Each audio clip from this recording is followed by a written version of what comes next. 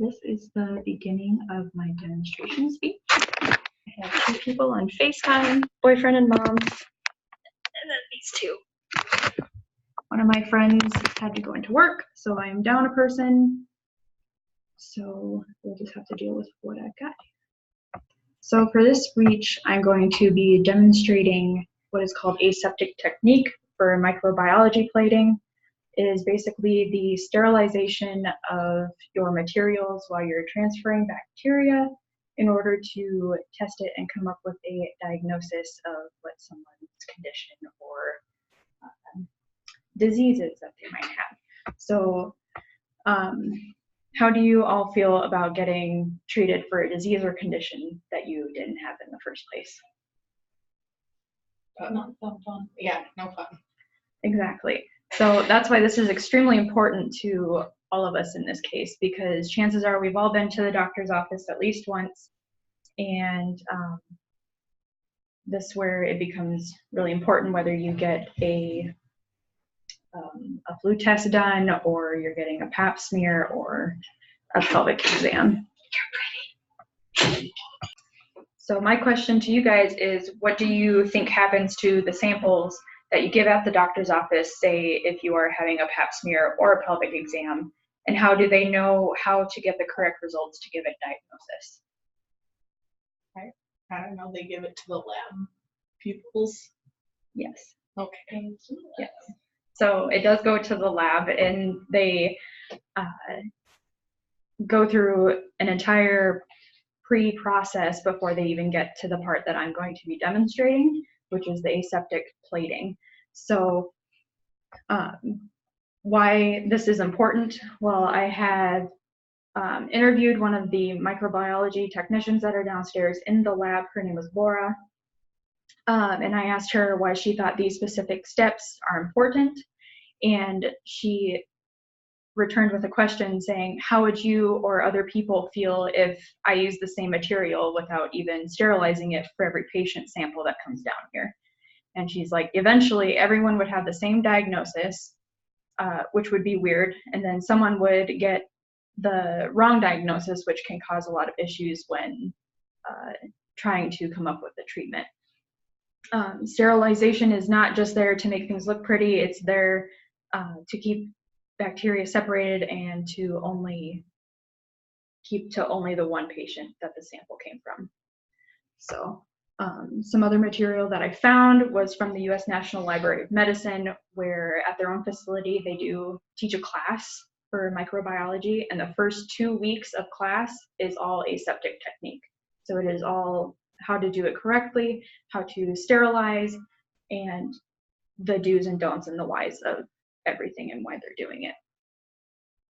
So why this is important, because of cross-contamination. Like I mentioned before, you don't want the same diagnosis that someone else has or something that doesn't even pertain to you. So, which leads me to my next reason why it's important is misdiagnosis. You don't want to just have the flu and then get diagnosed with something that could be life-threatening. So that's kind of the major difference here. And then improper treatment. So you don't want to be, again, just have the flu, but be getting treated for a life-threatening disease that might need antibiotics or stuff like that. So we just want to make sure that there is no cross-contamination between patient samples and stuff like that. To avoid cross-contamination, like I mentioned, it's aseptic technique, which is sterilization between each step of plating the bacteria. And I did bring my materials for doing that. I was lucky enough to get some plates, some legitimate agar plating, and then a sterilization loop, which you can kind of see.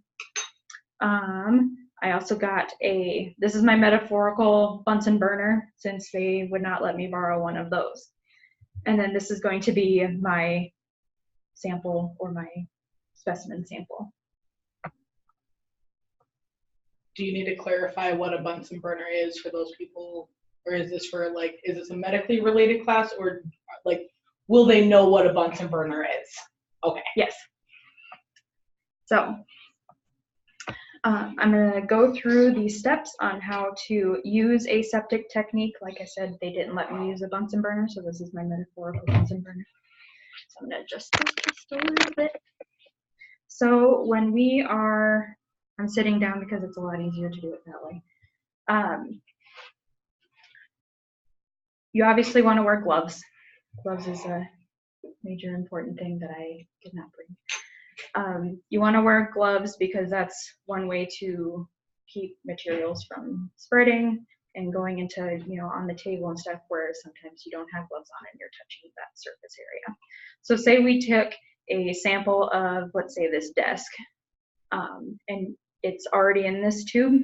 This is our specimen tube, and we want to plate that onto this plate so we can incubate and see what grows. So we would first want to turn on our Bunsen burner. Like I said, metaphorical Bunsen burner. And the first thing that we want to do is heat our loop. So we want to heat it until it's bright, bright red. Do you know why we do that? Yes, that's when it's sterile. Yep. So it removes all of the previous bacteria, and it is the most sterile way to move on with the procedure. So like I said, we heat it until it's bright, bright red in order to keep it sterile. And we do this a couple times. We do it before we get the sample and after we get the sample. So when we heat this through, then we take the top off. And when we take the top off, we keep the top in our hand. That way it doesn't touch any of the surfaces. This one's tough. These are vacuum sealed for sample reasons. This is an example of a fungal culture.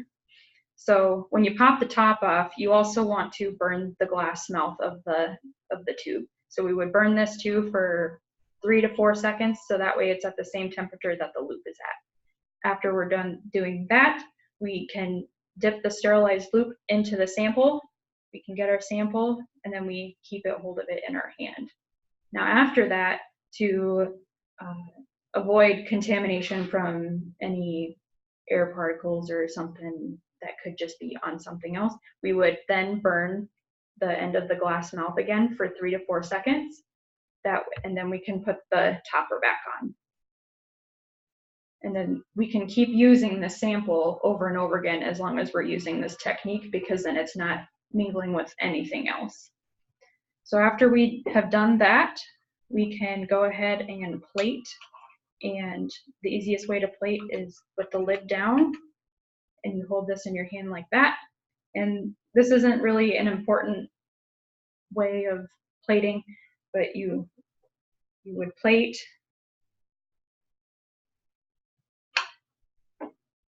And that's your plate. And then after you're done, you sterilize this again until it's bright red again, and then you can use it for a different sample, a different specimen, and all of that. So, any questions? You did a very good job. Thank you. Welcome. Any questions? No? Trying to think of some. Any questions?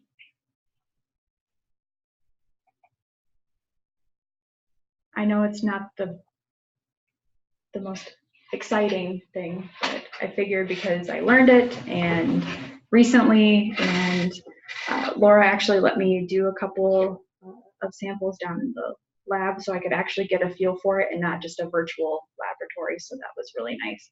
And so I felt like I really grasped the material really well enough to try and do it.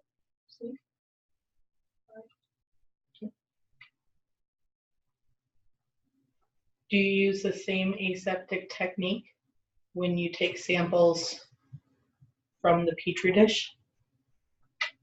Yes. The only thing that you can't do is obviously burn the plate because it'll melt the jelly that's in there. But yes, you would essentially do it the same way. And that is it.